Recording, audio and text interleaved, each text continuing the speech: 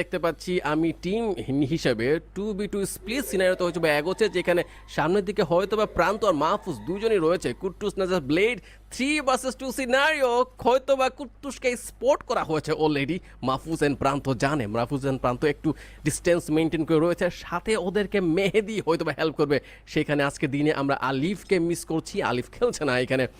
আর যদি জিনিসটা হিসাব করি তাহলে যেটা মনে হচ্ছে এখনও কোনো টিম এঙ্গেজমেন্টে যাচ্ছে না, মনে হয় তারা হচ্ছে একটু সময় নিচ্ছে। প্রত্যেকটা টিমের হয়তো বা মনে এখন ভয় কাজ করছে, ফার্স্ট রাউন্ড কোনোভাবেই লুজ করা যাবে না। খুবই ইম্পর্টেন্ট একটা জিনিস সবাইকে মাথায় রাখা লাগবে ক্লাসিক স্কোয়ারের ক্ষেত্রে।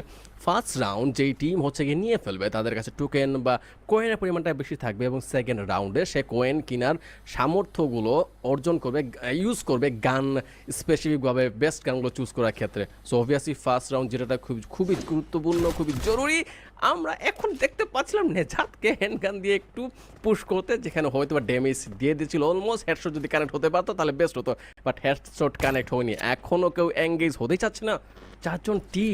চারজন মেম্বার হচ্ছে কি স্টিল দাঁড়িয়ে আছে এক জায়গাতে। ফ্লিকার আলাদাভাবে একটু দূরে রয়েছে। আই গেস ফ্লিকার জানে গোল টু প্রান্তকে ডাউন করা হয়েছে, পেহেদি ডাউন হয়েছে, রাত ডাউন হয়েছে, মাহফুজ বেঁচে ছিল। মাহফুজ এখন নিচেও চলে গেল।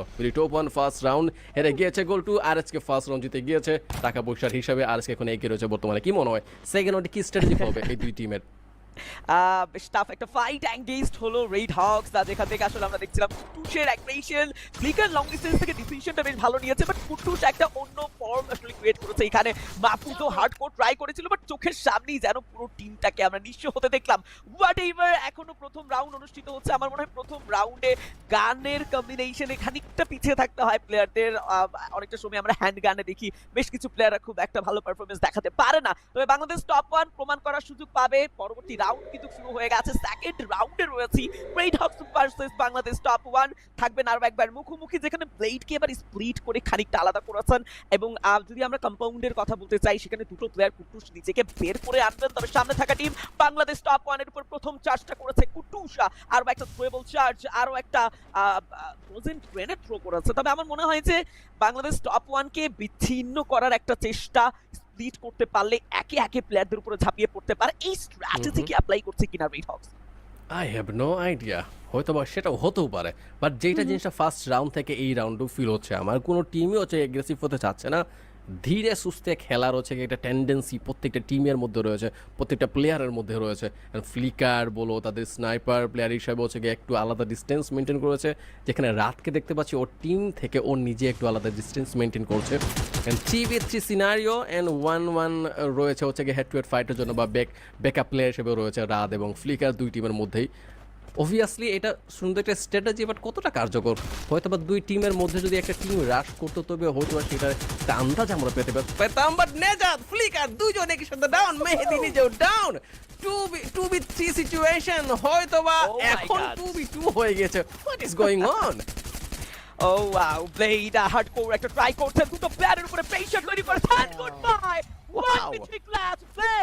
ব্লেড হকস তার জায়গা থেকে এবার একটা হিরের টুকরা বেছে নিয়েছে, এবং ইয়াস সেই হিরের টুকরার কেউই নয়, ব্লেড একা তিনটি প্লেয়ারকে ধসিয়ে নিজের জায়গাটা আরো বেশি স্ট্রং করে নিয়েছে। It's a good sign. Red Hawks তাদের জায়গা থেকে যেমন কনসিস্টেন্সি করে রেখেছে, প্রত্যেকটা প্লেয়ার ইন্ডিভিজুয়াল তাদের পারফরমেন্স দেখাচ্ছে। যদিও শুরুতে যখন নেজাদ এন্ড ফ্লিকারকে ডাউন দেওয়া হয়েছিল, মেহেদি সেই কন্ট্রিবিউশনটা ভালো দেখিয়েছিল। তারপর আফটার অল ব্লেডে একে একে রাদের উপরে ক্ষিপ্ত হওয়া এবং প্রান্ত মাহফুজকে টার্গেট করে তাদেরকে ডমিনেট করা, এই রাউন্ডটা খুব ইজিলি রেড হকসকে উপহার দিয়েছে। হ্যাঁ, আমার মনে হয় পরবর্তী রাউন্ডে এই বদলা তো নিতে চাইবেই বাংলাদেশ টপ 1। তবে ওয়েট করছি আমরা, কারণ এই মুহূর্তে রয়েছে আমরা ফ্যাক্টরিতে।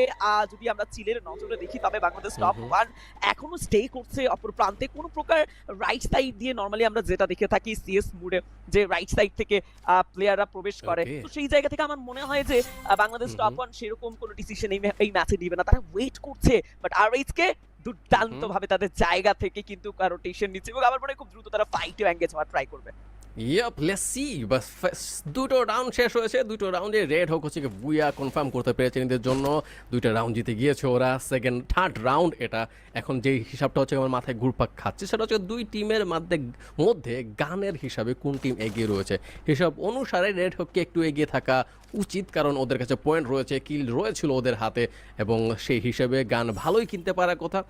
বিডি টপ ওয়ানের থেকে বেশি পরিমাণে ভালো গানগুলো, বাট যেটা ফিল হচ্ছে গান কম্বিনেশন এত বেশি আহামরি পার্থক্য নেই। বলতে না বলতে একজনকে ডাউন করা হয়েছে, রাত নকডাউন খেয়ে গিয়েছে অলরেডি, কিল কনফার্ম এখনও হয়নি, হয়তো বা সুযোগ রয়েছে বাঁচানোর, সেটা বাঁচানো হয়েছে অলরেডি। 4v4 সিনারিও এখনো স্টেবল, এখনো সুযোগ রয়েছে বিডি টপ ওয়ানের একটু অগ্রসর হওয়ার। ফার্স্ট রাউন্ড ফার্স্ট ম্যাচ হিসাবে যে ফিলিংসটা আমি পাচ্ছি, অ্যাটলিস্ট দুটো টিমই কিন্তু রিস্ক নিচ্ছে না, এটা স্টার্টিং থেকেই ফিল আসছে। বাট আরএসকে একটু চড়াও হতে দেখতে পাচ্ছি। যদি টপ ওয়ান বারংবার জুনের সাইডে চেপে যাচ্ছে, যেটা এখনো উচিত না, তার উচিত ছিল মিডিল জায়গাতে গিয়ে হয়তো স্টে করা, সেইখান থেকে হচ্ছে গিয়ে পুশ করা বা অ্যাগ্রেশন দেখানো। বা যেই জায়গাতে ওরা কাভার নিচ্ছে জোন ড্যামেজ দিবে, প্লাস যখন জোন ঘা ঘেসে যাবে তখন হচ্ছে গিয়ে বের হওয়াটা টাফ হয়ে যাবে, যেটা বলছিলাম। সেম ওই জিনিসটাই রাতকে নকডাউন করা হয়েছে।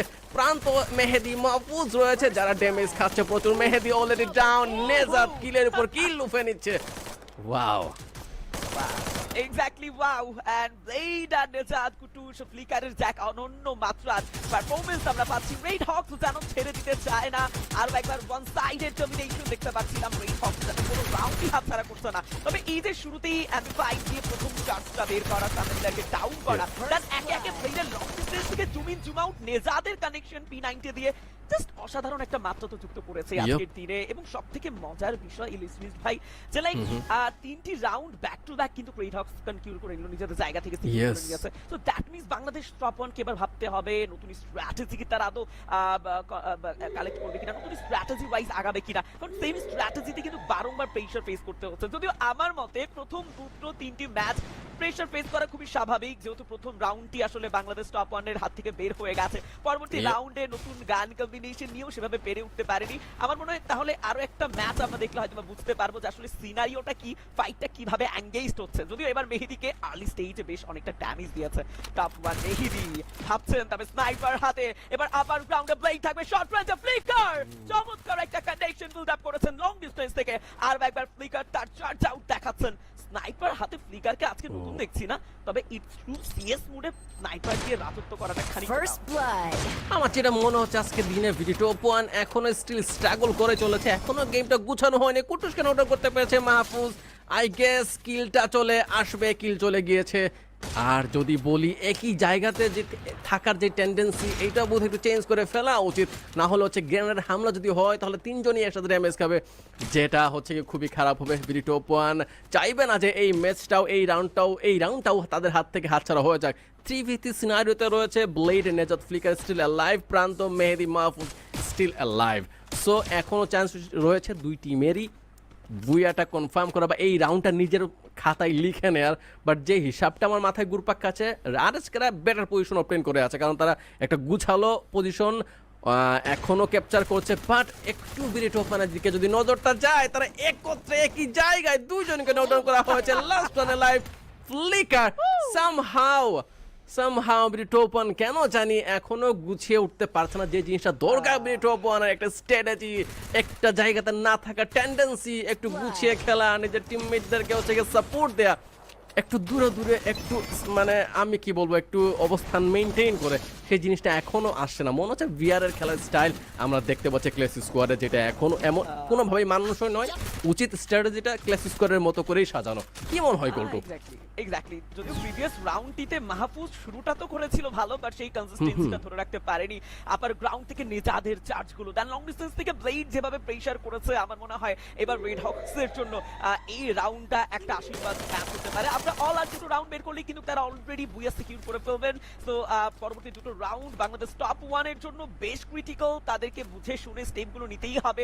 আর একটি রাউন্ডও যেন হাতছাড়া না হয়ে যায়, সেই ব্যাপারে তো মনোযোগী হতেই হবে। আফটার অল রেড হকস এগিয়ে যাচ্ছেন, তবে এইবার খানিকটা সারাউন্ডিং রোটেশন নিবেন তারা, কোনো প্রকার ফ্রন্ট ফেজে ফাইটে যাচ্ছেন না। কুটুস, নেজাদ এবং প্রত্যেকটা প্লেয়ারের দিকে যদি একটু লক্ষ্য করি, তবে তিনটি প্লেয়ারকে আমরা একত্রিত দেখতে পাচ্ছিলাম, যে কোনো সময় ফাইটে তারা প্রবেশ করবেন।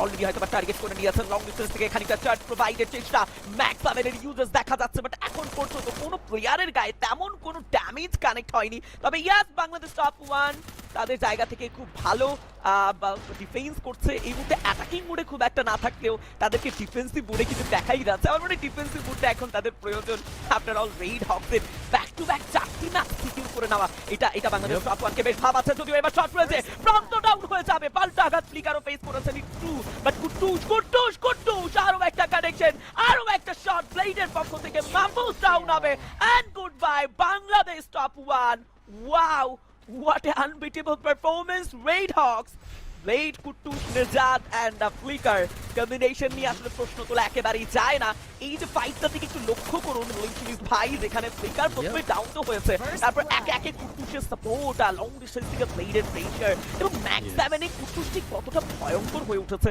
একটি গ্রেনেডও কিন্তু আমরা ব্লেডের কাছ থেকে পেয়েছি আপনারাও সবকিছু মিলিয়ে আমার মনে হচ্ছে এই লাস্ট রাউন্ড কোনোভাবেই রেড হকস চাইবে না বাংলাদেশ টপ ওয়ানের কাছে দিতে একটা নাল বিদায় জানাতে চাইবে প্রথম ম্যাচে তবে বাংলাদেশ টপ ওয়ানকে এত তেমনটা চাইবে কিনা সেটাই এখন দেখার বিষয় ইয়া এন্ড গান কম্বিনেশন বারংবার আমার ফিল হচ্ছে কেন জানি গান কম্বিনেশনে এখনো ভিডিও ওপেন পিছিয়ে রয়েছে যে গানগুলো চুজ করা হচ্ছে সেগুলো ক্লোজ রেঞ্জের ফাইটের জন্য তাদের হিসেবে এত বেশি সুবিধাজনক হয়ে উঠছে না হয়তো বা গান কম্বিনেশন একটু চেঞ্জ করে দেখা উচিত ম্যাক্স 7 এর ব্যবহারটাকে একটু ট্রাই দেওয়া উচিত আই হ্যাভ নো আইডিয়া তো কি হচ্ছে না হচ্ছে ম্যাক্স 7 এখন স্কিল দেখতে পাচ্ছি কুটুসের হাতে ম্যাক্স 7 এর হাতে বারংবার কিন্তু ড্যামেজ খাচ্ছে বিডি টপ 1 তারপর হচ্ছে গান কম্বিনেশন এই সবটা মাথায় ঢুকছে না এখনো আমার স্টিল মনে হচ্ছে কেন জানি এবারও রাউন্ডটা বোধহয় হাতছাড়া হয়ে যাবে তিনজন অলরেডি নকডাউন করা হয়েছে Mahfuz is already gone somehow BD top 1 চান্সই পায়নি খেলার বলতে গেলে একদমই চান্স ছিল না তাদের আরএসকে যে স্টার্টিং করেছে মনে হলো তারা শুরু করলো এবং খাতায় সাইন ইন করে চলে গেল ম্যাচ শেষে কোনো প্রকার ঝামেলা ছাড়াই what a match কুটুস আরো একবার ফ্যান হতে বাধ্য করবে অডিয়েন্সকে এবং লাইক এটা একতরফা ম্যাচ তো বলা যেতেই পারে ওয়ান সাইডেড Obviously. ডমিনেশন এবং লাইক No মানে chance at all. একটা ব্যাপার যেটা আসলে বারংবার চোখে পড়ছিল কুটুসের অ্যাগ্রেশন ফার্স্ট ম্যাচে